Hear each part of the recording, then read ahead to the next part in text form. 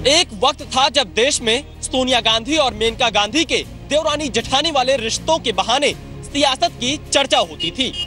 उत्तर प्रदेश में वही दौर एक बार फिर लौटा है।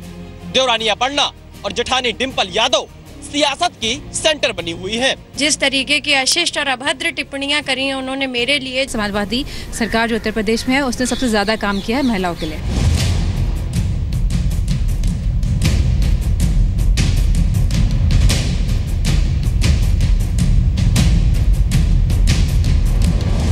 जनता के कण कण में वो रास्ता की भावना है जो मेरे आपके अहंकार से कहीं बड़ी है। मैं अपने कर्तव्य का पालन कर रही थी और मुझे आज सूली पर चढ़ाने का प्रयास कर रहे हैं। अमेठी लड़ने की ये सजा देंगे मुझे।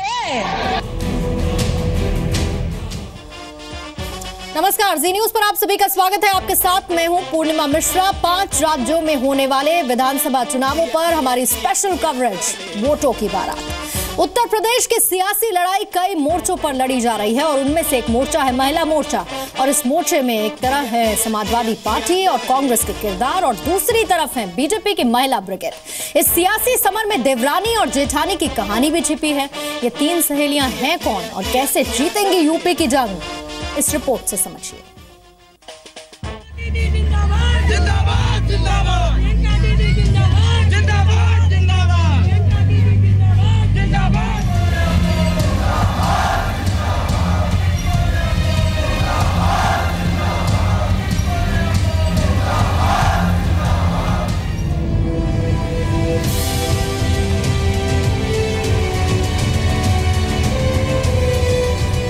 उत्तर प्रदेश की सियासत में इस वक्त जितना कुछ सामने से दिख रहा है उससे ज्यादा पर्दे के पीछे छिपा हुआ है।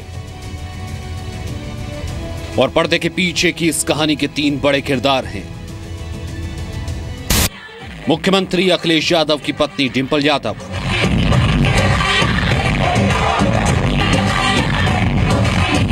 यादव जी कहूँगी जो विजन है उनके पास, आज का नहीं सोच के चल रहे हैं वो, नेक्स्ट हमको आने वाले समय में हमें किस रास्ते पे जाना उस चीज को लेके वो चल रहे हैं। डिंपल यादव की देवरानी और अखिलेश के छोटे भाई प्रतीक यादव की पत्नी अपर्णा यादव।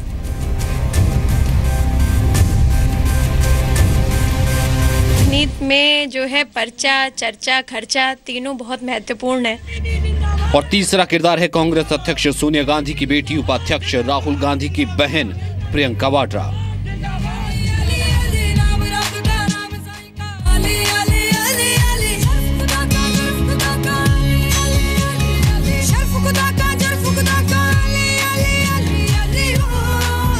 डिंपल यादव समाजवादी पार्टी की स्टार प्रचारक है। वहीं कांग्रेस ने भी प्रियंका गांधी के नाम को स्टार प्रचारकों की लिस्ट में शामिल किया है। अपर्णा यादव समाजवादी पार्टी की लखनऊ कैंट से प्रत्याशी है। वहीं इन सभी के खिलाफ बीजेपी ने अपने स्टार प्रचारकों की लिस्ट में स्मृति ईरानी, हेमा मालिनी जैसे बड़े राजनीतिक रसूख वाली महिलाओं को जगह दी है। समाजवादी पार्टी ने अपर्णा यादव को लखनऊ की जिस कैंट सीट से उम्मीदवार बनाया है उस सीट पर समाजवादी पार्टी आज तक चुनाव नहीं जीती। जाहिर है पार्टी ने परिवार की बहू को इस सीट पर खड़ा कर अपना पूरा जोर लगाने की तैयारी कर ली है, क्योंकि उनके सामने हैं बीजेपी की रीता बहुगुणा जोशी, जो बीजेपी में शामिल होने से पहले इस सीट से कांग्रेस की विधायक थी। जिस तरीके की अशिष्ट और अभद्र टिप्पणियां करी हैं उन्होंने मेरे लिए, जबकि हमारे कितने अच्छे पारिवारिक संबंध थे उनसे। और पिछली बार भी 2012 के चुनाव में भी माननीय नेताजी ने उनकी काफ़ी जो है सराहना करते हुए कहा था कि भाई आपको हम पूरा अपना समर्थन भी देंगे। इस तरह से इसका जवाब आपको पूरी तरह से जनता देगी। मेरी लड़ाई किसी व्यक्ति से नहीं है, समाजवादी पार्टी की सरकार से है।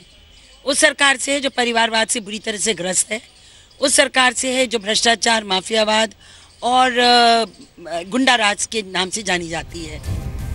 सियासत या कहें विपक्ष भले ही अपर्णा और डिंपल को आमने सामने खड़ी कर रहा हो, लेकिन दोनों अपने रिश्ते को कांग्रेसी देवरानी वाले रिश्ते से बिल्कुल जुदा मानती हैं।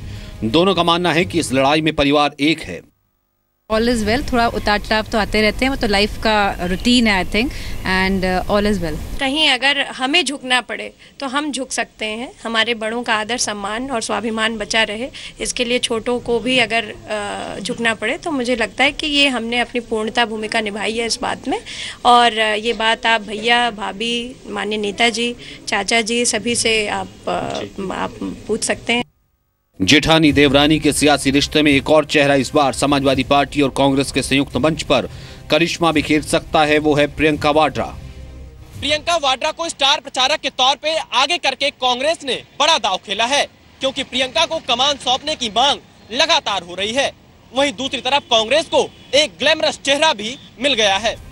प्रियंका वाड्रा के सामने बीजेपी केंद्रीय मंत्री स्मृति ईरानी और सांसद हेमा मालिनी को खड़ा कर सकती है, यानी उत्तर प्रदेश में एक नया सुंदरकांड दिख सकता है। ये होगा सियासत का पूरा सुंदरकांड।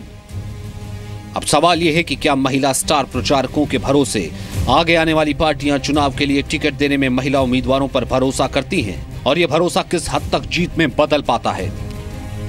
इस चुनाव में बीजेपी ने अभी तक 304 सीटों पर कैंडिडेट्स का ऐलान किया है, जिसमें 21 महिलाएं हैं, और बीएसपी ने 401 सीटों पर प्रत्याशियों का ऐलान किया है, जिसमें 24 महिलाएं हैं। समाजवादी पार्टी 240 सीटों पर प्रत्याशियों का ऐलान कर चुकी है, जिसमें 19 महिलाओं को टिकट दिया गया है।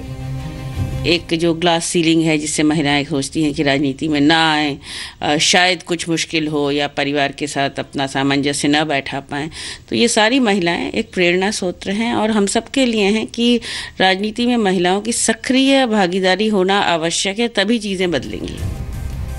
इसी तरह 2012 में बीजेपी ने 40 महिलाओं को चुनाव मैदान में उतारा, जिसमें से केवल 6 महिला कैंडिडेट ही जीत पाई। समाजवादी पार्टी 34 महिलाओं को उसने टिकट दिया, जिसमें 18 महिलाएं विधायक बनी। बसपा 33 महिलाओं को चुनाव मैदान में उतार चुकी है, तो सिर्फ 3 महिला प्रत्याशी ही चुनाव जीत सकी। और कांग्रेस ने 28 महिलाओं को 2012 विधानसभा चुनाव में टिकट दिया, उसमें से केवल 4 महिलाएं जीती। जाहिर है पिछले विधानसभा चुनाव में महिला प्रत्याशियों की जीत का प्रतिशत ज्यादा नहीं था, लेकिन इस बार ये तस्वीर बदल सकती है, क्योंकि सभी राजनीतिक दलों के शीर्ष नेतृत्व से लेकर स्टार प्रचारकों में महिलाओं का दबदबा है। यानी यूपी की राजनीति अब एक नए सुंदरकांड की ओर बढ़ रही है। कैमरामैन रंजन के साथ विशाल पांडे, जी मीडिया, लखनऊ।